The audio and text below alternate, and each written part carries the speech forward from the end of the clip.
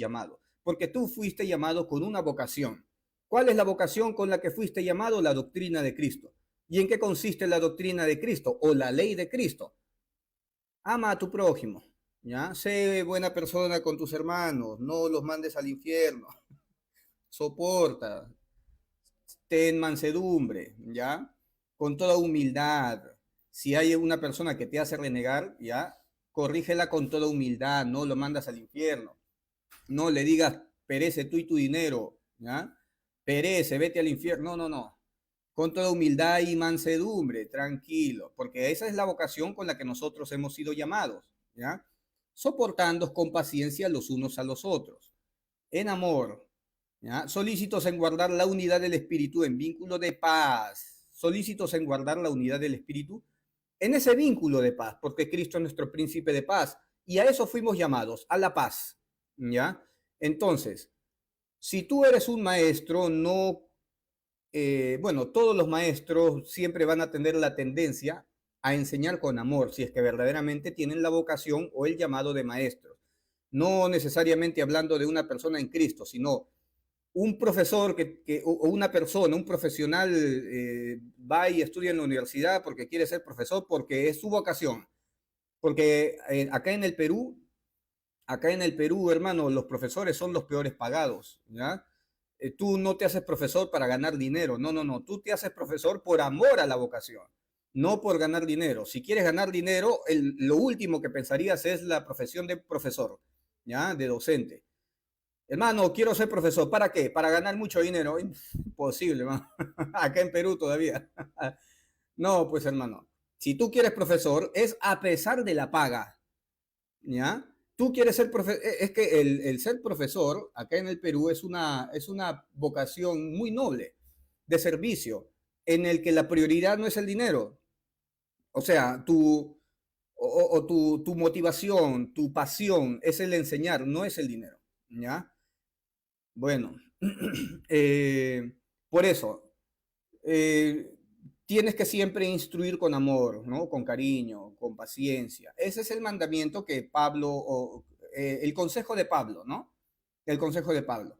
Pero nosotros estamos estudiando la iglesia primitiva, José Jesús Marín Herrera. La iglesia primitiva, la primera iglesia, la encontramos en el libro de Hechos de los Apóstoles, los 3 primeros capítulos. La iglesia primitiva es una iglesia de hebreos, iglesia de judíos. Pónganse a pensar algo. Hermano, toda la noche me puse a meditar, a meditar, a meditar. Ustedes se dieron cuenta de que la iglesia primitiva, hablando de la iglesia primitiva, no se refiere a la iglesia de los corintios, no se refiere a la iglesia de los gálatas, no se refiere a la iglesia que está en Roma, no se refiere a la iglesia de otros lugares, de los efesios, no, se refiere a la iglesia de Jerusalén, ¿ya? Que crecían y Dios añadía a esa iglesia a los que habían de ser los nuevos salvos, ¿no? Los nuevos miembros de la iglesia. Y todos ellos ponían sus cosas en común, lo compartían, vendían sus posesiones, sus heredades, sus casas, hermano, y lo ponían todo en común. Eh, y admiraban mucho a Pedro y a Juan por las sanidades que ellos hacían, ¿ya? Pero nosotros hace 2 días hemos hablado de los corintios, ¿ya? Y Pablo le dice a los corintios, aunque habiendo amados más, yo he sido amado menos por ustedes. Porque cada vez que yo voy donde los corintios, yo voy para trabajar, porque yo voy para poner de lo mío, porque yo cuando voy donde ustedes, corintios, yo no voy por lo suyo. Hablando económicamente, yo no voy por lo vuestro, yo voy por ustedes. Y si es posible, me gastaré yo mismo, por amor a ustedes, ¿ya? Porque cada vez que yo voy donde ustedes, ahí experimento ayuno, experimento vigilia, porque no tengo ni qué comer, no tengo ni dónde dormir, porque ustedes no me ayudan, corintios. Porque aunque yo los haya amado más, aunque yo haya hecho muchas cosas por ustedes, he sido amado menos, ¿ya? Tremendo, he sido amado menos por los corintios. Pero eso no pasaba con la iglesia en Jerusalén. En Jerusalén sí ponían todas las cosas en común. Si los corintios hubieran tenido el mismo corazón que los judíos en Jerusalén, que es la iglesia primitiva, a Pablo no le hubiera faltado nunca nada. Pablo siempre hubiera tenido economía, nunca hubiera atravesado ayunos. Pablo ayunó, ¿ya? Porque no tenía que comer. Cuando Pablo dice experimentado en cárceles, naufragios, azotes, ayunos y vigilias, el ayuno y la vigilia está dentro de los padecimientos, porque no tenía, porque los únicos que lo apoyaban eran los macedonios, los filipenses, ¿no? Entonces, ya, los que murieron creyendo en Cristo, creyendo con su fe en el Evangelio. Entonces, bueno, vamos a continuar. Hemos leído Hechos 2 y 3 y ahora vamos a entrar al capítulo 4. ¿Ya? Nos quedamos en que Pedro y Juan sanan a un muchacho cojo de nacimiento. Y esto ocurre en la puerta La Hermosa, llamada La Hermosa. Es una entrada del templo, porque el templo tenía varias entradas. Una de las puertas se llamaba La Hermosa, y ahí había un muchacho cojo de nacimiento, y a ese muchacho es sanado. Los pobladores, y es que el pueblo de Israel era una nación muy religiosa, el pueblo de Israel era una nación que quería tener el favor de Dios, ¿ya? Entonces, cuando vieron que Pedro y Juan sanaron a ese muchacho, se quedaron atónitos, ¿ya? Para no leer todo lo que hemos leído el día de ayer. Se quedaron atónitos, a tal punto que se aglomeraron, y eso lo leímos en el capítulo 3, se aglomeraron en el pórtico de Salomón, y cuando se acercaron donde Pedro, le dijeron a Pedro, tremendo hombre, ¿qué es lo que hiciste con este muchacho? Porque nosotros conocemos a este hombre, nosotros siempre lo traíamos cargado y sabemos que es un cojo de nacimiento. ¿Quiénes son ustedes? ¿Con qué poder han hecho tal cosa para haberlo sanado? ¿Ya? Estoy parafraseando. Y Pedro les responde, ¿por qué ustedes ponen sus ojos en nosotros? Tremendo. Pedro lo que trata de hacer es darle la gloria a Dios, porque la gloria no es del hombre, ¿ya? No fuimos nosotros. ¿Por qué ustedes están poniendo sus ojos en nosotros? ¿Por qué motivo? Porque el pueblo de Israel quiere señal. El pueblo de Israel quiere evidencia. El pueblo de Israel quiere un milagro. Muéstrame que eres un hombre de Dios, haz una señal para mí, muéstrame que verdaderamente, ¿no? O sea, y voy a creer, y voy a ser tu seguidor, pero muéstrame una evidencia. Bueno, las señales, las evidencias, las lenguas, los dones y todo esto era para evidencia del pueblo de Israel, ¿ya? Los apóstoles podían sanar con su sombra, igual que Pablo. También Pablo podía sanar con su delantal y todo esto, como dice la palabra, ¿no? Pero cuando Pablo es enviado a los gentiles, Pablo también tenía el poder para sanar, pero ese poder fue terminando porque con los gentiles no es ver para creer, con los judíos es ver para creer. Los judíos exigían señal. Y si yo veo a Pedro que está levantando un paralítico, lo voy a seguir. Y si es posible, voy a vender mis cosas y le voy a poner mi dinero a sus pies porque veo que verdaderamente es un hombre de Dios porque hay una evidencia. Pero si veo otro predicador que y tiene un hermano enfermo y no lo puede sanar, voy a confiar más en aquel que sí tiene el poder para sanar. Ese es el pensamiento, la mentalidad de los judíos, ¿ya?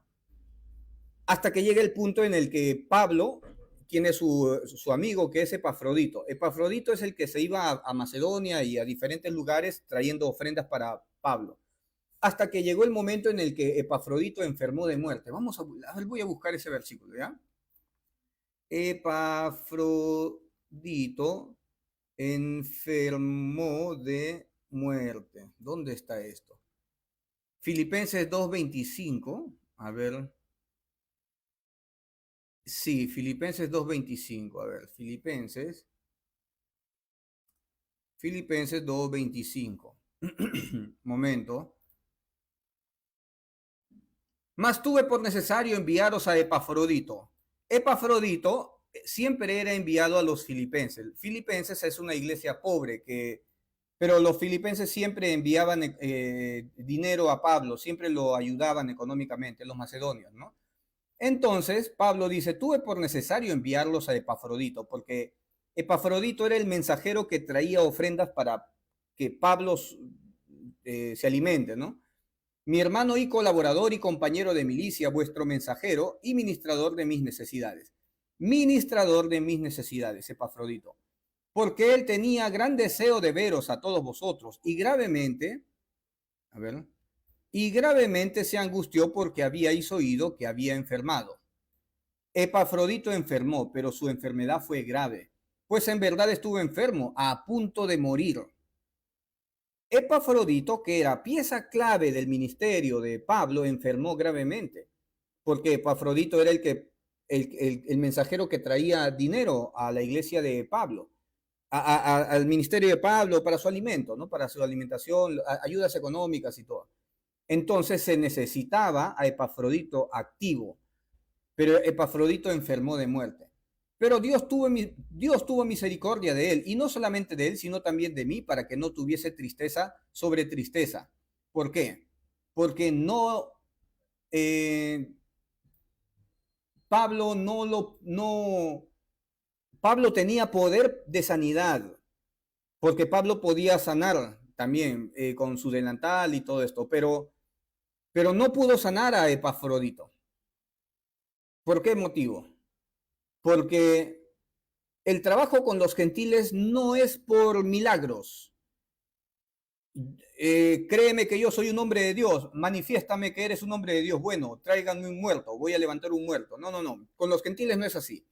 Ese corazón tenían los judíos. Los judíos querían un milagro, haz una señal para mí. Pero con los gentiles no era por milagro. No necesito ver que sanas a una persona para creer en el Cristo que me estás predicando. No necesito ver evidencia, ¿ya? Hermano, pero por sus frutos los conoceréis. Cuando habla de los frutos se refiere a las obras del Espíritu, al amor, gozo, paz, paciencia, benignidad. Tú vas a conocer a una persona que es de Dios por sus frutos, en cuanto al amor, a la caridad, el gozo, paz, paciencia, benignidad, bondad, fe, mansedumbre, templanza. Si tú dices que hermano, pero la fe con obras, bueno, precisamente Santiago cuando habla de la fe con obras, porque tu fe sin obras es muerta, se refiere a las obras de caridad. Si entra a la iglesia una persona pobre y entra una persona rica, ¿tú por qué le atribuyes más, por qué le pones más atención a una persona rica que a la persona pobre? Porque haces diferencias, ¿ya? Entonces, tu fe sin obras es muerta. Si tú dices que eres un hombre de Dios y no haces caridad, más al contrario, haces diferencia, Dios no habita en ti. Dios no mora en ti. No eres de Dios. No se manifiestan los frutos del Espíritu de Dios. Por tus frutos te voy a conocer. Voy a saber si eres un hombre de Dios por la caridad que tú aplicas o por la misericordia o por cómo tú hablas, por la gracia con la que tú enseñas. Ahí se va a evidenciar si eres un hombre de Dios. ¿Ya? A mí predícame con tus obras, porque yo no conozco tu corazón. Dios sí conoce tu corazón. A Dios no le presentes tus obras. Y yo que no conozco tu corazón y yo no soy omnisciente y yo no soy omnipresente y yo no sé lo que tú estás sintiendo, a mí predícame con tus obras. Porque a mí puedes decirme, yo soy un gran hombre de Dios, soy un conferencista internacional, he abierto cantidad de iglesias, uy, soy lo máximo, hablo en lenguas, he abierto un montón de estudios bíblicos y todo eso. Pero si yo me entero de que eres violento en tu familia, con tu esposa, con tus hijos, no haces caridad, al contrario, eres un amante de las riquezas y todo esto, qué sé yo, y no aplicas caridad, para mí puedes decir que eres un gran hombre de Dios, pero tus obras hablan más. Yo te voy a conocer por los frutos, ¿ya?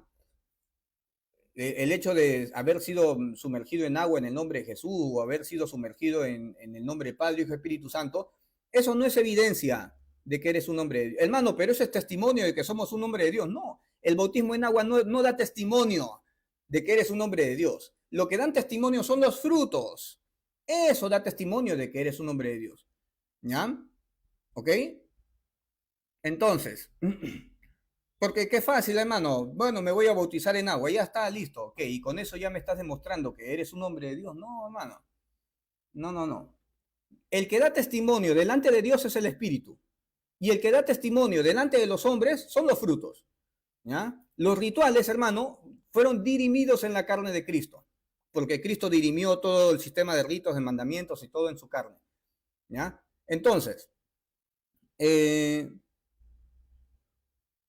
eh, a ver, así que Epafrodito enfermó de muerte y Pablo no lo pudo sanar.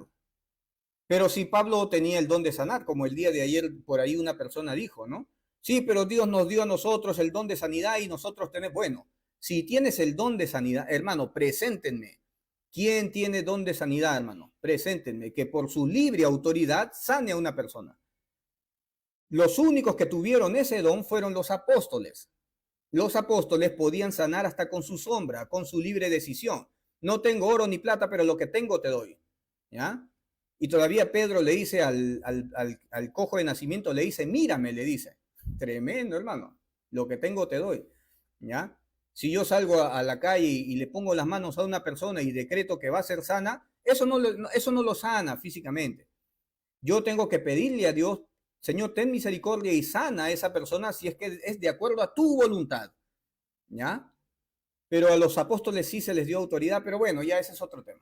Ya me estoy metiendo en terreno fangoso y minado. Entonces, eh, Hechos, Hechos 4. Te estaba haciendo un resumen rápido de lo que hablamos el día de ayer. Pedro y Juan sanan a este muchacho cojo de nacimiento y toda la gente se aglomera y dice, wow, qué tremendo, estos son de Dios. Y fueron muchísimos los convertidos ese día y fueron llenos del Espíritu. Y aquí Pedro y Juan son encarcelados. Y ustedes se van a dar cuenta lo que ocurre con las multitudes, con las masas, cuando ven que a estos dos grandes siervos de Dios los encarcelan injustamente. Se van a dar cuenta de que cómo las personas, las multitudes, aman a Pedro y a Juan. Lo que no pasaba en la iglesia de Corintios con Pablo. Y Pablo siendo el ministro de la gracia. Pero bueno, a ver, continuamos. Si están ahí, ¿verdad? Eh, Tal cual el fruto del Espíritu que todo verdadero creyente es bautizado, Él es que obra en nuestro, hace que obremos en amor y fe. Claro, eso lo hace el Espíritu de Dios. Pedro y Juan, Hechos 4. Pedro y Juan estaban hablando todavía con la gente cuando se acercaron algunos sacerdotes. Se acercaron unos sacerdotes cuando Pedro y Juan están predicando, ¿ya? Y saduceos también, ¿ya? Y el jefe de los guardias del templo. ¿Qué templo, hermano? No dejando de congregar como algunos tienen por costumbre, eso lo dice Hebreos. Se refiere a este templo. El templo fue destruido en el año 70, en el año 70. Cuando Hebreos dice no dejando de congregar como algunos tienen por costumbre, se refiere a ese templo. Estaban muy enojados porque Pedro y Juan enseñaban que los muertos podrían resucitar. Estaban diciendo, ¿cuál era la predicación de Pedro y Juan? Que Cristo había resucitado. Y los saduceos estaban en contra de la resurrección, ¿ya? Así como Jesús había sido resucitado. Entonces apresaron a Pedro y a Juan, pero como ya estaba anocheciendo, los encerraron en la cárcel hasta el día siguiente, para que ya no sigan hablando. Se quedaron hasta el día siguiente. Pero afuera se quedaron una gran multitud que quería seguir escuchando. O sea, ya eran muchas personas que ya les incomodaba la actitud de los sacerdotes del templo. Ya se estaban poniendo en contra del templo, los seguidores de Pedro y Juan. Sin embargo, al escuchar el mensaje que daban los apóstoles, muchos creyeron en Jesús. ¿Quiénes son estos muchos que creyeron en Jesús? Judíos, fariseos, hermanos. Hubieron muchos fariseos que se convirtieron a Cristo. Fariseos que vieron a Cristo, que juzgaron a Cristo, que condenaron y que acusaron a Cristo. Muchos de ellos se enteraron de que verdaderamente había resucitado y creyeron. O sea, creyeron más que nada por la resurrección. ¿Y qué predicaban los apóstoles? Resurrección. ¿Ya? ¿Y por qué los silenciaban? Por predicar resurrección. Ese mismo día el grupo de los seguidores de Jesús llegó a 5.000 personas. Mira, 5.000 personas. Ahora, quiero que entiendas el cuadro. Los sacerdotes del templo envían a encarcelar a Pedro y a Juan. Entonces van los soldados romanos y lo atrapan a, bueno, no los soldados romanos, sino los guardias del templo. Van y lo atrapan a Pedro y a Juan. Los toman, pero eran 5.000 personas los que no querían que lo agarren. Imagínate, ¿cuántos son 5.000 personas, hermano? ¿Cuántos entran en un estadio de fútbol? Entran 20.000 personas, ¿no? Ya un estadio de fútbol, o sea, toda la gente de un concierto, vamos a decir.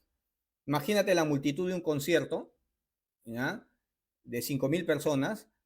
Entonces tú vas y agarras al cantante del concierto. Toda la gente se pone en contra tuya, ¿verdad?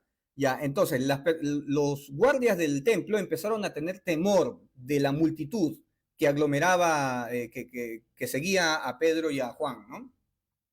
Al día siguiente, la Junta Suprema se reunió en Jerusalén. En la Junta estaban los líderes del país, con sus consejeros y los maestros de la ley. Maestros de la ley, ¿ya? Miren que los maestros de la ley, estaban en contra de la predicación de Pedro y de Juan. Porque Pedro y Juan no estaban predicando ley, sino que Pedro y Juan estaban predicando resurrección. Pero luego Pedro y Juan empiezan a predicar ley también. Eso pasa más adelante. Esa es la parte negativa, ¿no? Lo que ocurre más adelante. Por eso Pablo le dice a Pedro judaizante, ¿no? Porque predicaba ley. Y no solo eso, sino también circuncisión. Y así la diferencia entre gentiles e israelitas. Entonces, pero aquí tú ves que los maestros de la ley estaban en contra de Pedro y Juan. Pero luego Pedro y Juan y Jacobo se vuelven tras la ley, lamentablemente. Pero bueno, sigamos. Allí estaba Anás, que era el jefe de los sacerdotes, junto a Caifás. Acá está Caifás, hermano. Caifás. Hermano, en el capítulo anterior vimos que 3.000 personas fueron bautizadas. ¿Cómo metes en agua a 3.000 personas sin que Caifás se dé cuenta? Acá está Caifás, hermano. ¿Ya? Si los apóstoles estaban siendo perseguidos, ¿cómo metes en agua a 3.000 personas? Sin que se den cuenta. Por eso, no fueron bautizados en agua, fueron bautizados con el otro bautismo, el bautismo que sí salva, el bautismo que corresponde a este nuevo pacto, según 1 Pedro 3:21. Junto a Caifás, Juan, Alejandro y los otros sacerdotes principales. Pedro y Juan fueron llevados a la presencia de todos ellos, los cuales empezaron a hacerles preguntas. Les empezaron a preguntar, ¿quién les ha dado permiso para enseñar a la gente? ¿Cómo que hay que pedir permiso para enseñar en la calle? ¿Que tengo que pedir permiso para enseñar todavía? ¿Quién les dio poder para hacer milagros? Oh, esta pregunta es clave. Una cosa es, ¿quién te dio autorización para ir a enseñarle a la gente? Y otra cosa es, ¿quién te dio autoridad para sanar? Como cuando le dijeron, cuando Jesucristo dijo, ¿qué es más fácil decir, tus pecados te son perdonados? O decir, levántate y anda. Pues a este yo le digo, levántate y anda. ¿Qué es más fácil hacer, sanar a una persona o decirle, tus pecados te son perdonados? Y acá están precisamente estas dos preguntas. ¿Quién les dio autoridad a ustedes para sanar? Tremendo, hermano. Yo considero que sanar es algo más difícil que simplemente enseñar, ¿no? Yo prefiero enseñar que sanar, ¿ya? Pero Caifás y los grandes sacerdotes y los grandes sabios, entre comillas, sabían de que tenían autoridad para sanar. O sea, reconocían el poder que estaba en ellos. O sea, no tenían que ver una evidencia, no, ya sabían, porque ya había sido levantado ese cojo de nacimiento en la puerta de la hermosa del templo. O sea, ya había evidencia de que verdaderamente eran hombres de Dios. No tenía que haber susténtame, haz una señal para mí. No, ya sabían que eran hombres de Dios. Y a pesar de eso querían silenciarlo, sabiendo que eran hombres de Dios, hermano. Estaban luchando contra Dios. Tremendo. ¿Quién les dio poder para hacer milagros? Entonces Pedro, lleno del poder del Espíritu Santo, les dijo a los líderes y a sus consejeros, señores, Ustedes nos preguntan acerca de este hombre que estaba enfermo. ¿Qué es este hombre? El cojo de nacimiento. Y que ahora es sano. Ustedes y toda la gente de Israel deben saber que este hombre está aquí completamente sano. ¿Ya? O sea, ahí estaba ese hombre. Ya no se necesitaba una señal evidente. No, ahí estaba el muchacho que había sido sano. Gracias al poder de Jesús de Nazaret, el Mesías, ustedes ordenaron que a Jesús lo mataran en una cruz, pero Dios lo ha resucitado. Oh my God, qué valentía de Pedro para decirle esto precisamente a Caifás y a los sacerdotes en su zona de confort de los sacerdotes. Ustedes mataron al Cristo, al dador de la vida, como ya se lo había dicho en el capítulo anterior, ¿no? En el pórtico de Salomón. Ustedes mataron y lo prendisteis y mataron al dador de la vida. Ustedes han actuado como los constructores que rechazaron una piedra y luego resultó que esa piedra llegó a ser la piedra principal que sostiene todo el edificio. Mataron al dador de la vida. Solo Jesús tiene el poder para salvar. Solo Él fue enviado por Dios. Jesús, tremendo, Jesús tiene el poder para salvar porque Él fue enviado por Dios. Estamos viendo a Jesús y estamos viendo a Dios. Son dos personas diferentes, ¿ya? Son dos personas diferentes. Y en este mundo solo Él tiene el poder para salvarnos. ¿Quién? Cristo Jesús, ¿ya? Porque a Él se le dio el poder, a Cristo. Toda autoridad me ha sido dada en el cielo y en la tierra. Eso dijo Jesucristo cuando resucitó. Todos los de la Junta Suprema se sorprendieron de oír a Pedro y a Juan hablar sin ningún temor, hermano. Como te digo, ándate al Muro de los Lamentos y di esto, ahí en el Muro de los Lamentos. Ustedes ven ahí algunos pastores, Gary Lee, ¿no? Gary Lee a cada rato va al Muro de los Lamentos, ¿ya? Ándate al Muro de los Lamentos y di, ustedes mataron al dador de la vida, lo crucificaron hace 2000 años. Él es el Cristo, el Mesías, la piedra reprobada por ustedes, los edificadores. Digan eso, hermano. A ver si es que regresan vivos, hermano. Tremendo para que Pedro diga esto, hermano.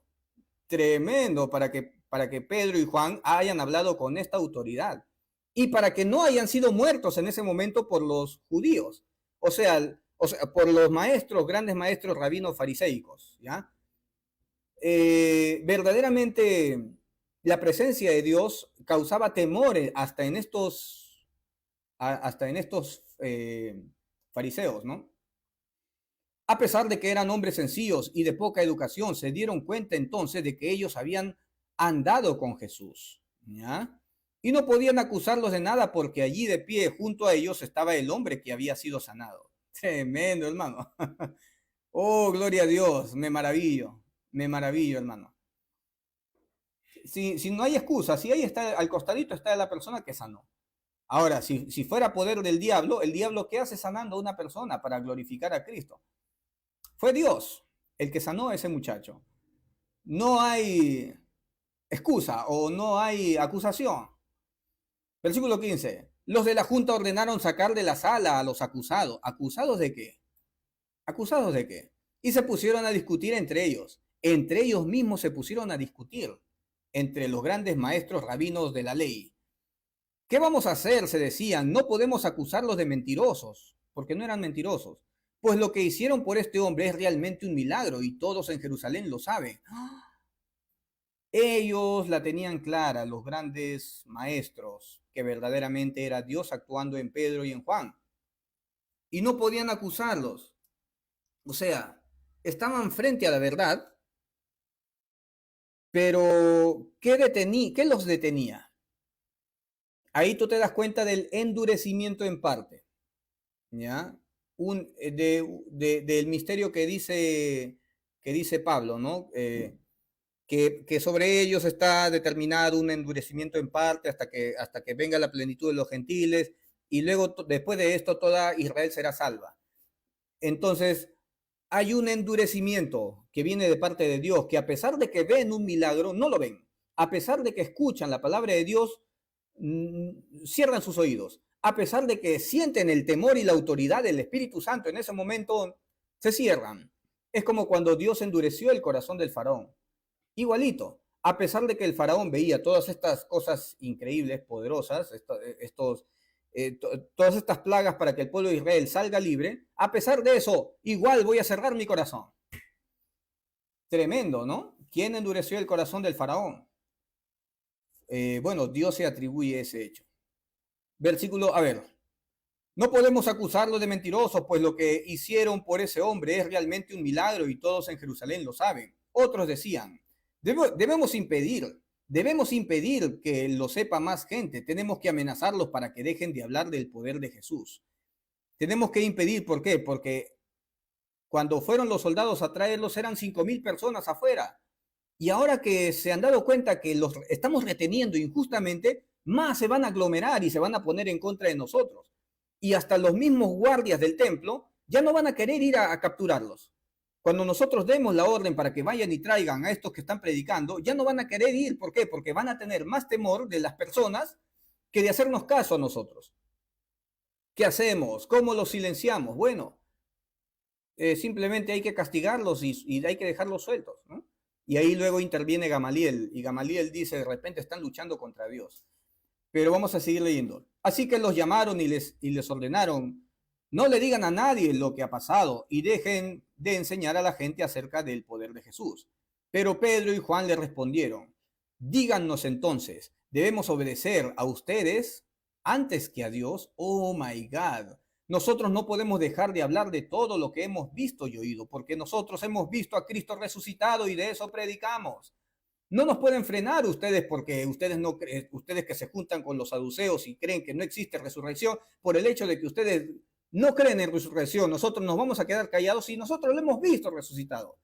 Lo hemos visto y vamos a hablar. Los jefes de la Junta Suprema les advirtieron que tenían que dejar de hablar de Jesús. Luego los soltaron porque no podían castigarlos. No podían castigarlos. Si los hubieran, bueno, luego los castigan. Pero ya esto para la multitud ya era incómodo de que a sus seguidores los castiguen por las puras. ¿Qué? O sea que no se puede enseñar. O sea que no puede salir a la calle a hablar y enseñar. Y tampoco puede sanar a una persona y que el Señor te dio la sanidad para que tú tengas ahora la autoridad para sanar a alguien. No lo puedes sanar. ¿Quién se cree en esto?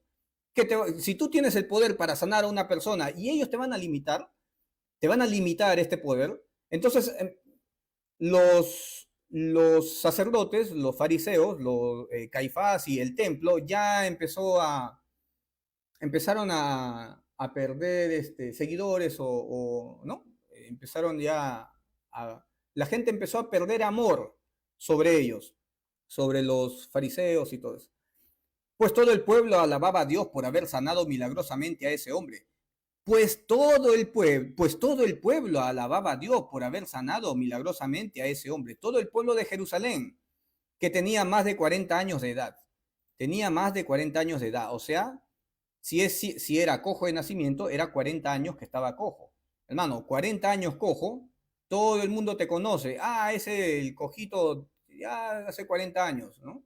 Nosotros lo conocemos. Famoso, pues. Y lo había sanado Pedro y Juan. Tremendo. Es poder de Dios. Ahora, en cuanto a, versículo 23, en cuanto Pedro y Juan fueron puestos en libertad, mira lo que pasa. Se reunieron con los otros apóstoles y les contaron lo que había dicho los de la Junta Suprema, ¿ya? Contaron lo que había pasado. Luego de escucharlos, todos juntos oraron. Bueno, nos capturaron, sí. ¿Y cuál es la acusación? No hay ninguna acusación. Nos acaban de decir de que no podemos enseñar y de que no podemos sanar teniendo poder, porque ellos reconocieron que tenemos poder, porque al costadito de Caifás, ahí estaba el muchacho que nosotros sanamos, ¿ya? Y nos prohibieron sanar, y nos dicen todavía con qué autoridad sanamos, y que no podemos enseñar. ¿Qué? Entonces, ¿cuál es la acusación? No sé, nos dejaron, ni siquiera nos castigaron. No tienen cómo apresarnos, no tienen nada en contra de nosotros. Entonces, ¿cuál es el problema con ellos? Ya, ahí continuamos. Luego de escucharlos, todos juntos oraron. Dios nuestro, tú hiciste el cielo y la tierra y el mar, todo lo que hay en ellos.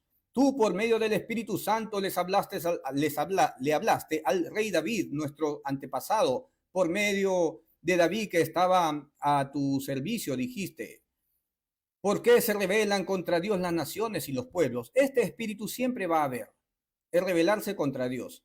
El sistema actual en el que nosotros estamos se revela contra Dios. Las películas, las canciones, eh, todo, los medios seculares, todo siempre va a estar en contra de Cristo. ¿Ya? Van a celebrar la Navidad prefiriendo a Santa Claus que a Cristo. Van a celebrar la Semana Santa prefiriendo la Semana Tranca que a Cristo. El sistema humano siempre se va a poner en contra de Cristo. Y peor, el nuevo orden mundial. Tratando de quitar a Cristo. Porque ese es el sistema humano, el sistema de este mundo, ¿no? Porque se rebelan contra Dios y se rebelan contra Cristo. ¿Ya? Porque se rebelan contra Dios las naciones y los pueblos. Porque estudian la manera de luchar contra Dios. Estudian la manera de luchar contra Dios. Tremendo, ¿no? Y contra el Mesías. Este mismo espíritu es el espíritu del anticristo, que está hasta el día de hoy, ¿ya? Y luchar contra Dios y contra el Mesías que él escogió. Inútiles son los planes de los reyes de este mundo. Inútiles son los planes. Mira, yo entiendo, hermano, que el pinchazo y el nuevo orden mundial y que la pandemia y que los planes del enemigo para silenciar a los cristianos y que la ideología de género y, y todas estas cosas que van contra Dios, ¿ya? Son inútiles, son planes inútiles. Inútiles son los planes de los reyes de este mundo. Todas esas maneras de apagar a Cristo son planes inútiles, porque Dios tiene sus reliquias que no permite que se dobleguen ante un sistema humano. Dios tiene los suyos y punto, hermano. No depende del que quiere, no depende del que corre, depende de Dios que tiene misericordia. El hecho de que una persona se vaya al mundo no depende tampoco de un mal maestro o de que una persona no lo consolidó. Porque a mí me ponían responsabilidad a veces en la iglesia y me decían, esa persona que tú invitaste no ha venido a la iglesia. Es tu responsabilidad. Tú tienes la culpa. Esa sangre caerá sobre ti. ¿Ya? Depositando responsabilidad de esa alma en mí. No, pero Dios tiene todo bajo control. Dios tiene sus reliquias, Dios tiene los suyos, Dios tiene sus santificados. No depende del que quiere, no depende del que quiere, depende de Dios que tiene misericordia. No depende del que riega, no depende del que siembra, depende de Dios que trae el crecimiento.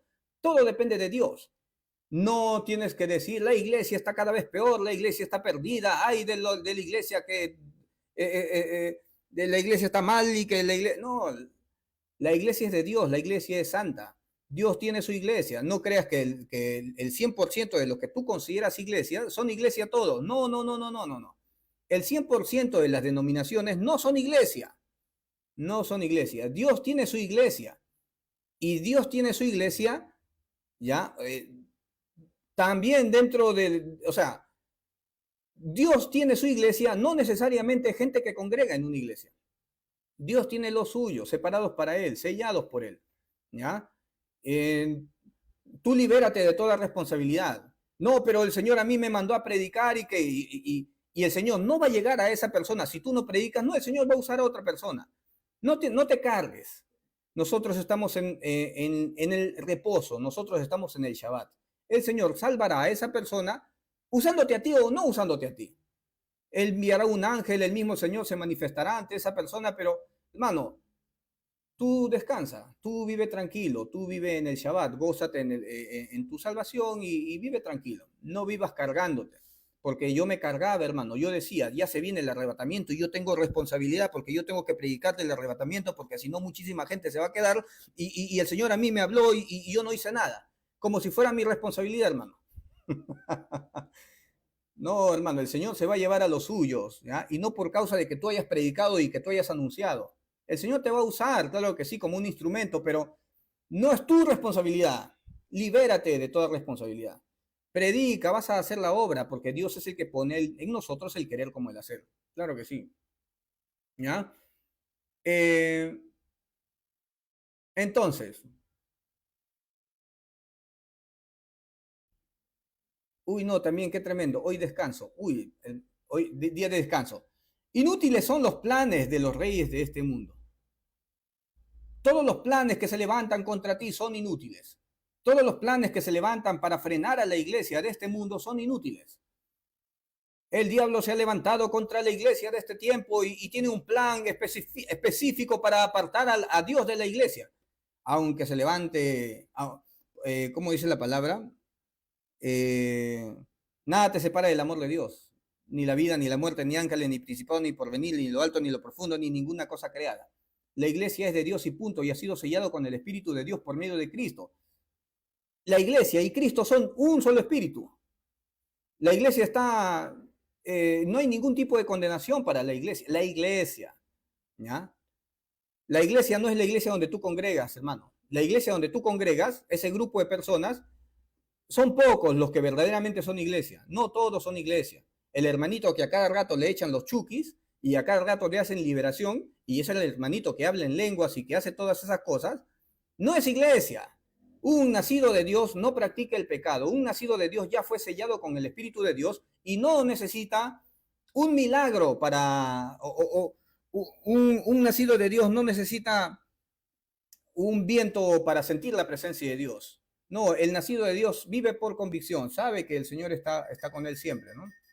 Entonces, hermano, ¿sabes qué? Me he dado cuenta de que no he traído mi vaso con agua, hermano. Entonces, pero igual, ya estoy acabando porque tengo que salir. Hoy día tengo que ayudar a mi hermana a hacer unas cosas. Ahorita me voy. Versículo 27. Es verdad que en esta ciudad se reunieron Herodes, Antipas, Poncio Pilato, el pueblo romano y el pueblo de Israel para matar a Jesús, a quien tú elegiste para que fuera nuestro rey. Pero a quien tú elegiste, Cristo fue elegido, hermano. Tremendo. Como lo dice Daniel, que el Hijo del Hombre se acercó al anciano de Días y el anciano de Días le dio al Hijo del Hombre autoridad, gloria, reino. Al Hijo del Hombre se le entregó autoridad, se le entregó reino, porque fue elegido. ¿Quién es el elegido? Cristo, para que fuera nuestro rey, pero ellos solo estaban haciendo lo que tú desde el principio habías decidido hacer. Pero ellos solo estaban haciendo lo que tú desde el principio habías decidido hacer. Otra vez, Pedro repite lo mismo que había dicho hace 2 capítulos atrás. Ustedes mataron a Cristo, pero es bajo el mismo designio que el Padre había establecido en Cristo, de que vaya a una cruz, porque fue por decisión del Padre. Como dice Cristo, a mí no me matan, sino que yo entrego mi vida, yo la pongo por ellos, ¿no? A mí nadie me quita la vida, ¿ya? Pero ¿quién es el que puso la vida de Cristo para que vaya a la cruz? El Padre. Porque fue su decisión del Padre. ¿Quién envió a Cristo a la cruz? El Padre. El Padre envió a Cristo a la cruz. Pero ellos solo estaban haciendo lo que tú desde el principio habías decidido hacer. La decisión de que Cristo vaya a la cruz fue de Dios. Tremendo, hermano. Para que tú seas salvo, alguien tuvo que reemplazarte. ¿Ya? Yo, en mi sano juicio, nunca enviaría a mi hijo para que vaya a condenación para que tú seas libre. Nunca. No lo haría. ¿Quién en su sano juicio haría eso? Yo nunca, hermano.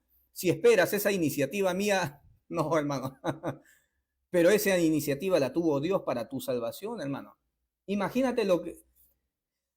Si nosotros, siendo enemigos de Dios, Dios envió a su Hijo a la cruz para que nosotros seamos reconciliados, ¿cuánto más ahora? ¿Cuánto más que ahora somos reconciliados con Dios? ¿Qué no te dará el Señor? Si te dio a su Hijo. Hermano, ¿cuánto vales tú? Uy, hermano, yo no valgo ni un peso, yo no valgo ni un sol. Hermano, tú no sabes cuánto vales, hermano. Tú no sabes el pago que se emitió por ti. Tú vales la sangre de Cristo, eres invaluable. Versículo 29. Ahora Dios nuestro, mira cómo nos han amenazado. Ayúdanos a no tener miedo de hablar de ti ante nadie. Ayúdanos a no tener miedo. Verdaderamente no tenían miedo para haber dicho lo que dijeron delante de Caifás. Ustedes mataron al dador de la vida, ustedes. Hermano, tremendo, hermano. Yo soy temeroso, yo soy cobarde. Yo no iría al muro de los lamentos a decir, ustedes mataron al Cristo. No, hermano, soy cobarde, ¿ya? Soy cobarde. No vayan a ahorrar dinero y me manden, hermano, hermano, acá está, tome su pasaje para que se vaya a Jerusalén y haga eso. No, hermano, ¿ya? Soy cobarde. Lo haría solamente si es que el Espíritu Santo me toma y me da esa valentía, ¿ya? Porque eso precisamente están pidiendo aquí. Ayúdanos a no tener miedo de hablar de ti ante nadie. Ayúdanos a sanar a los enfermos y a hacer milagros y señales maravillosas. Así harás que la gente vea el poder de tu siervo Jesús, a quien elegiste. Gloria a Dios. El poder de Jesús. La sanidad es el poder de Jesús, pero ese poder se le fue entregado a los apóstoles. El poder de perdonar y no perdonar pecados también. Versículo 31. Cuando terminaron de orar, mira, cuando terminaron de orar, porque, o sea, se pusieron a orar. Cuando fueron librados al día siguiente, se reunió toda la multitud y se pusieron a orar todos juntos. Ese lugar tembló, dice, tembló el lugar donde estaban reunidos y todos ellos quedaron llenos del Espíritu Santo. Todos ellos. ¿Cuántos habrán sido? Bueno, no imagino que hayan sido 5.000 personas o fueron 5.000 personas, pero todos fueron llenos del Espíritu Santo. A partir de ese momento todos hablaban sin temor acerca de Jesús. ¿Cuántos eran? ¿Hay un número aquí de cuántos eran los que fueron? ¿Eran como 5.000 personas? No. Fueron puestos los apóstoles contra, luego echaron, luego, a ver, en cuanto Pedro y Juan fueron puestos en libertad, se reunieron con los otros apóstoles y les contaron lo que había dicho de la Junta Suprema. Luego de escucharlos, todos juntos oraron. Todos juntos oraron, pero no dice cuántos, ¿no? No dicen cuántas personas, ¿no? Más arriba dice 5.000 personas, pero fueron los del día anterior, que se habían reunido 5.000 personas, ¿no? ¿Dónde están las? Por acá están las 5.000 personas, ¿no? Acá están 5.000 personas. Esas 5.000 personas son del día anterior, de la predicación del día anterior. Esta es la predicación del día siguiente. Y al día siguiente, a ver, no quiero perder. Al día siguiente, oraron cuando fueron libres y todos fueron llenos del Espíritu Santo, pero no dice cuántos, ¿no? Yo podría decir, bueno, deben ser un montón de personas que se reunieron, ¿no? Cuando terminaron de orar, tembló el lugar donde estaban reunidos y todos ellos quedaron llenos del Espíritu Santo.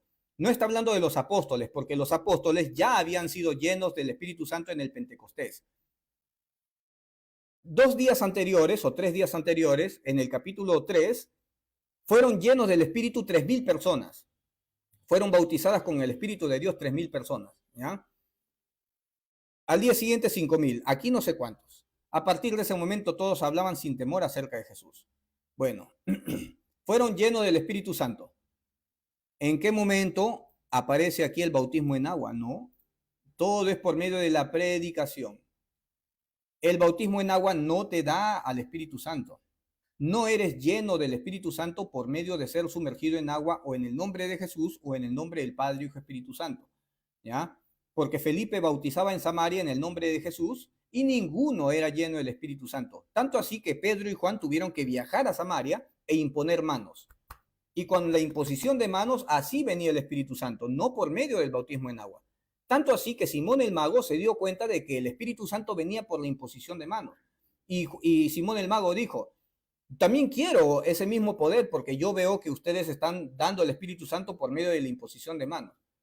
Entonces, el Espíritu Santo vino por medio del bautismo en agua, ninguno recibió el Espíritu Santo por medio del bautismo en agua. A ver, ¿quién me dice? Denme un versículo. Hermano, sí, el Espíritu Santo viene por el bautismo en agua. Dame un versículo bíblico. Jesucristo fue sumergido en agua y ahí vino el Espíritu Santo. Claro, ahí, por eso, cuando Cristo fue bautizado, esa es otra cosa distinta. Estamos hablando del antiguo pacto ahí.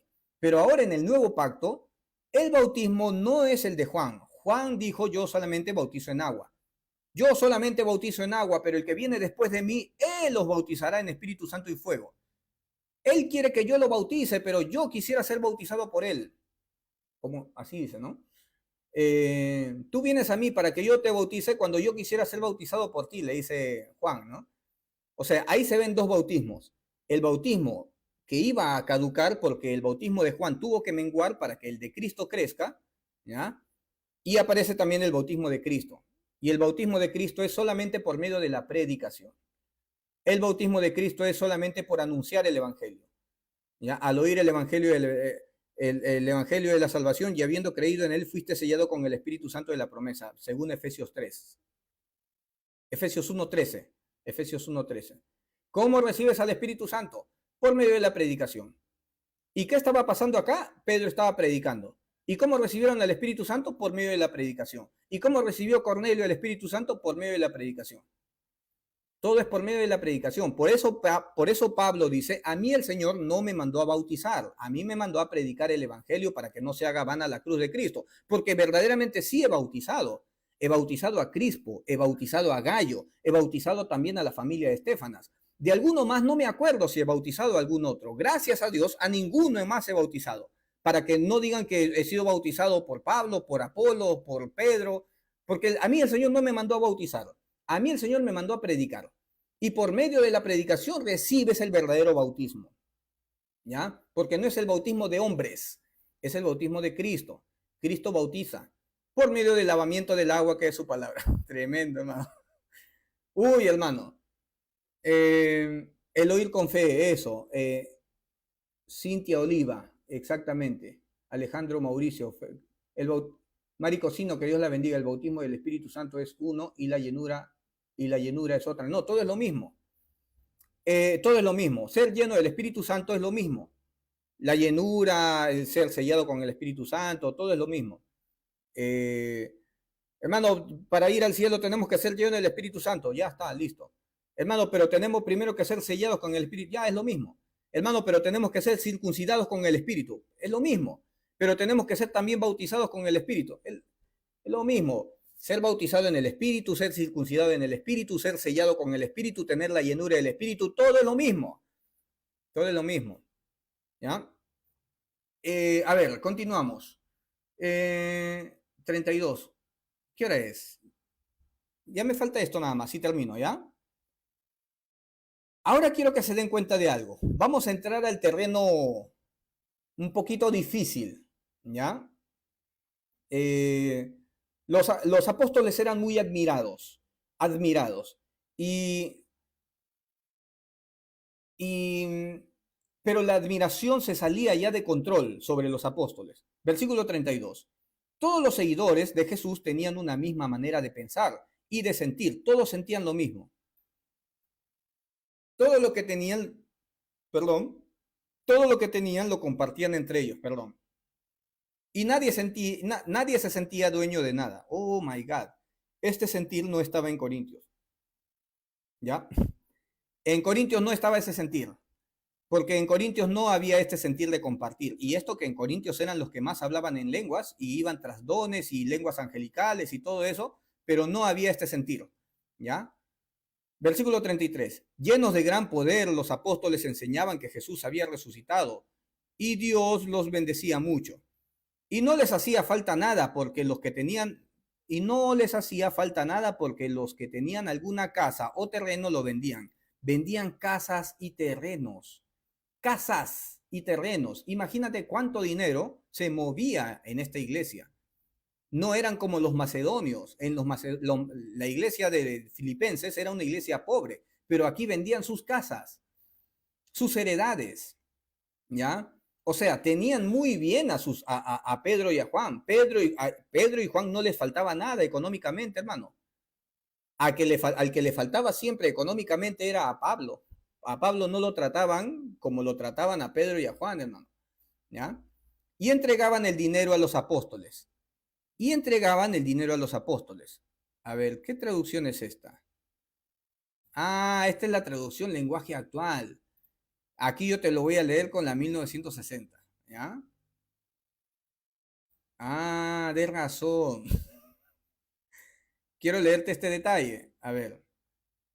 Y la multitud de los que habían creído era de un corazón, un alma, y ninguno decía ser suyo propio, nada de lo que poseía, sino que todas las cosas las tenían en común. Y con gran poder los apóstoles daban testimonio de la resurrección de Jesús.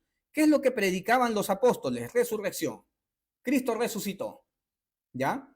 Y abundante gracia era sobre todos ellos. Con la predicación de la resurrección, las personas recibían al Espíritu Santo, no por medio del bautismo en agua. Pero continuamos, versículo 34. Así que no había entre ellos ningún necesitado, ¿ya? Porque todos los que poseían heredades o casas las vendían y traían el precio de lo vendido. Y aquí se viene aquí se viene el campo minado. Aquí se viene el peligro de todo, ¿ya? Porque la admiración y la fama sobre tu persona puede desviar tu propósito o desviarte el corazón, ¿ya? Y lo ponían a los pies de los apóstoles. Podemos decir, bueno, poner a los pies el dinero que se recaudaba de la venta de casas, y imagínate, ¿cuánto cuesta una casa? Que tu casa cueste $200,000. Bueno, vendes tu casa y me traes los $200,000 y lo pones a mis pies. ¿Cuántos son $200,000? Vamos a decir que en una maleta grande entran $100,000, ¿ya? Entonces son dos maletas en mis pies, lleno de dinero, ¿no? Y me lo entregas a mí para que yo lo distribuya como a mí me parece. Entonces, ¿quién tiene necesidad? Ya tú, bueno, un fajo de dinero para ti, ¿no? Un fajo de dinero para ti. La admiración sobre los apóstoles y la confianza era tan grande que vendían las casas y traían el dinero, pero hacían algo más. Lo ponían a los pies de los apóstoles, ¿ya? Y lo ponían a los pies de los apóstoles. Y esto te vas a dar cuenta que es repetitivo. Esto ocurre varias veces. Y se repartía cada uno según su necesidad, ¿ya? ¿Cuánto? A ver, tú, hermanito, ¿cuánto necesitas? Ah, ya, listo, toma, acá está. Entonces, los apóstoles, hermano, a los apóstoles no les faltaba ni un peso, tenían. Mira, hermano, hermano, cuando Pablo llega a Jerusalén, ¿a qué casa llega? Llega a la casa de Santiago. Santiago tenía una casa en Jerusalén. Y era una casa tan grande que ahí se reunían todos y se hacían ahí hasta los concilios y todo eso. En la casa de Santiago, hermano. Santiago tenía una casa, hermano. ¿Ya? Tremendo, hermano. O sea, había dinero, no les faltaba nada. Y vean la parte número 4 del estudio que ya publiqué, ¿no?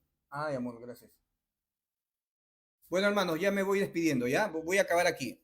Y se repartía cada uno según su necesidad. Entonces, José, a quien los apóstoles pusieron por sobrenombre Bernabé, miren, aquí aparece Bernabé. Bernabé, llamado José. A ver, entonces José, a quien los apóstoles pusieron por sobrenombre Bernabé, que traducido es hijo de consolación, era un levita, mira, levita, ¿ya? Descendencia de la línea de Leví, natural de Chipre, ¿ya? Línea sacerdotal. Como tenía una heredad, también la vendió y trajo el precio y lo puso a los pies de los apóstoles. Otra vez, a los pies de los apóstoles. Esta es la segunda vez que tú vas a encontrar que se le pone dinero a los pies de los apóstoles. Y tú puedes decir, sí, pero es que esto es señal de reverencia ante los apóstoles. Bueno, señal de reverencia. Ya está, hermano. Si tú vendes tu casa de $200,000 y traes dos maletas llenas en cada maleta, $100,000, yo no voy a permitir que lo pongas a mis pies como señal de reverencia ni señal de honra, hermano, pero yo quiero honrarlo. No, ni siquiera te voy a aceptar, porque es tu casa, es tu heredad. Si tú quieres bendecir a alguien, bendícelo económicamente, pero yo nunca te voy a recibir pues $200,000 que era tu casa, pues, ¿no? O sea, yo creo que mi llamado no va por ahí. Cuando, cuando Jesucristo vino, la mujer que vino a ungirle los pies a Jesús, trajo un perfume muy caro y lo derramó en los pies de Jesús. ¿Cuál fue el pensamiento de Judas? El pensamiento de Judas fue, wow, ese perfume era muy costoso. Lo que debió haberse hecho es venderlo y ese dinero entregárselo a los pobres. ¿Dónde está? la iniciativa de vender las cosas y dárselo a los pobres salió de Jesús. No, hermano, estaba en los apóstoles. En los apóstoles. El ministerio de Cristo no era económico, no era de recaudar fondos para bendecir a las personas. No, no, no, no, no. Esto se lo dijo al joven rico cuando el joven rico quería participar dentro de su ministerio. Bueno, vende lo que tienes y dáselo a los pobres, ¿ya? Jesucristo no dijo, vende lo que tienes, dámelo y yo lo voy a administrar. No, no, no. Véndelo, dáselo a los pobres, luego vienes y me sigues, ¿ya? Pero sí en el corazón de los apóstoles estaba el hecho de juntar dinero y bendecir, ¿ya? Eso no, ese no era el ministerio de Cristo, pero eso es algo que los apóstoles sí empezaron a hacer, ¿ya? Y tanto así que Pedro y Juan permitían que traigan dinero y lo pongan a los pies, y eran sumas grandes de dinero, eran sumas grandes de, hermano, si tú me das 100 soles, 200 soles, ¿ya? Te los voy a recibir contento, hermano. Pero si me traes 100.000 soles, yo voy a sospechar y voy a decir, no, te voy a recibir tanto dinero. Eso debe ser una herencia tuya, no lo voy a recibir. Bendice por ahí, ¿no? A alguien, no lo voy a recibir. Y menos, peor todavía, que si tú me dices, te voy a traer 100.000 dólares, y luego me traes, y no me traes los 100.000 dólares, sino que me traes 50.000 dólares, y yo te digo, has mentido al Espíritu Santo, mentiste al Espíritu Santo porque tú dijiste que me ibas a traer 100.000 dólares y solamente me trajiste 50.000 dólares, así es que muerte. No, pues hermano. El capítulo siguiente de Hechos 5 es Ananías y Zafira. Y solamente voy a leer la parte inicial nada más para que abras los ojos y entiendas lo siguiente. Pero cierto hombre llamado Ananías, con Zafira, su mujer, también vendió una heredad, porque así trabajaban los apóstoles, ¿ya? Porque en eso ya se estaba convirtiendo el ministerio, de vender sus heredades. ¿Quieres participar en mi grupo? Vendan sus heredades. Pero si Ananías y Zafira no tenían la obligación de vender su casa y entregarlo todo, ¿por qué motivo las personas se ofrecían a dar todo y después había un cierto arrepentimiento? Porque esto pasó con Ananías y Zafira, ¿ya? Pero cierto hombre llamado Ananías y Zafira, su mujer, vendió su heredad y sustrajo del precio, sabiéndolo también su mujer, y trayendo solo una parte, la puso también a los pies de los apóstoles. Trajeron una parte y también ese dinero también fue puesto a los pies de los apóstoles, hermano. Como te digo, ¿cuánto cuesta tu casa? Mi casa cuesta $1.000.000. Bueno, hermano, voy a vender mi casa y todo se lo voy a traer. No, no te voy a aceptar. Sí, bueno, ya, listo. Vendiste tu casa y te dieron $1.000.000 y te diste cuenta que eran 10 maletas. 10 maletas llenas de dinero. Y te pusiste a pensar y dijiste, no es demasiado dinero. ¿Ya? Al hermanito David le voy a dar solamente 5 maletas. Hermano, me traes las 5 maletas, no te las voy a recibir, hermano. Porque es tu dinero, es tuyo. ¿Ya? Tampoco voy a desatar condenación si es que no me traes todo, pues, hermano. Ahí no se ve la gracia, ahí no se ve la misericordia. Y por eso, como te digo, aquí ya estamos entrando a un terreno un poco fangoso y quizás lo continuemos el día lunes. ¿Ya? El día lunes, hermanos, eh, que, que sea de bendición este devocional, ¿ya? Y quiero que entiendan, hermano, que por más que tú eres lleno del Espíritu Santo, igual vas a cometer errores, como los apóstoles, que los apóstoles iniciaron una predicación con poder, iniciaron el ministerio de Cristo, el compartir el pan con el hambriento y todo esto. Pero esto empezó a torcerse. Pedro al final termina siendo un hombre que condenaba. Y hasta todavía le dice a Simón el mago, vete al infierno tú y tu dinero. Pedro termina siendo judaizante, no solamente Pedro, sino también Jacobo, Juan y Cefas, ¿no? Que es Pedro. Eso lo dice en Gálatas 2. Pero el ministerio empezó bien, sino que la admiración del pueblo era tanta que lamentablemente eso empezó a torcer el corazón de Pedro y de Juan y de Jacobo, ¿ya? Pero bueno, ellos experimentaron un crecimiento también. Ellos maduraron, ellos cambiaron y ellos escribe en sus epístolas más adelante, y eso ya lo he dicho un montón de veces. Tengo que decir eso para que no me diga, hermano, usted está hablando mal de los apóstoles. No, tienes que verlo de esa manera, porque lamentablemente la religión de este tiempo usa a Ananías y Zafira como algo correcto, como si verdaderamente si tú prometes dar 100 soles y solamente traes 50, tienes que morir. Como si fuera esto algo, como si hubiera ahí gracia. No, ahí no hay gracia, ahí hay condenación, ¿ya? Y te lo voy a leer de nuevo. Efesios 4 del 1 al 3. Yo pues preso en el Señor os ruego que andéis como es digno de la vocación con que fuiste llamado, con toda humildad y mansedumbre. No mandes al infierno a la gente. Trátalos con mansedumbre, con amor, dales un fuerte abrazo y un beso, ¿ya? A los que estás enseñando. No trates a la gente como Pedro trató a Simón el Mago, ¿ya? Soportando con paciencia los unos a otros en amor, solícitos en guardar la unidad del espíritu en vínculo de paz.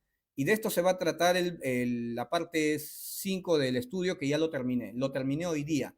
Hoy me levanté a las 5 de la mañana y, y me puse ahí a terminar. Y bueno, ya lo terminé el estudio, ¿no? Tengo que hacer la grabación del audio, luego tengo que editar el audio, luego tengo que poner los versículos, luego tengo que poner las imágenes, los videitos, rendear y subir. Más o menos 3 días de trabajo más me quedan, ¿ya?